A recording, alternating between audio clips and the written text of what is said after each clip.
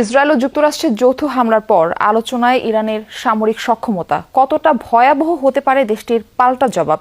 এর আগে গত 12 দিনের যুদ্ধে তেহরানের মুহুর্মুহু মিসাইল হামলায় কেঁপে উঠেছিল ইসরায়েল। পশ্চিমাদের নিষেধাজ্ঞা সত্ত্বেও গত এক দশকে সামরিক খাতে অভাবনীয় উন্নতি করেছে দেশটি। প্রতিনিয়ত ভান্ডারে যুক্ত করেছে নিজস্ব প্রযুক্তির মিসাইল ও ড্রোন। গ্লোবাল ফায়ার পাওয়ারের তথ্য অনুযায়ী বিশ্বের 16তম সামরিক শক্তিধর দেশ ইরান। চারু স্টাইলিশ লিভিং।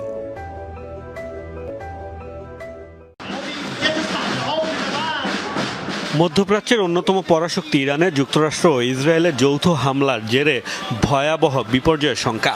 কতটা শক্তিশালী জবাব দেবে তেহরান? সামরিক বিশ্লেষকরা বলছেন তেহরানের সমর ভান্ডার বেশ সমৃদ্ধ, আর তাই সহজেই হার মানবে না দেশটি।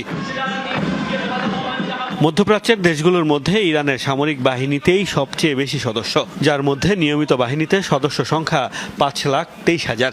অন্যদিকে বিপ্লবী গার্ড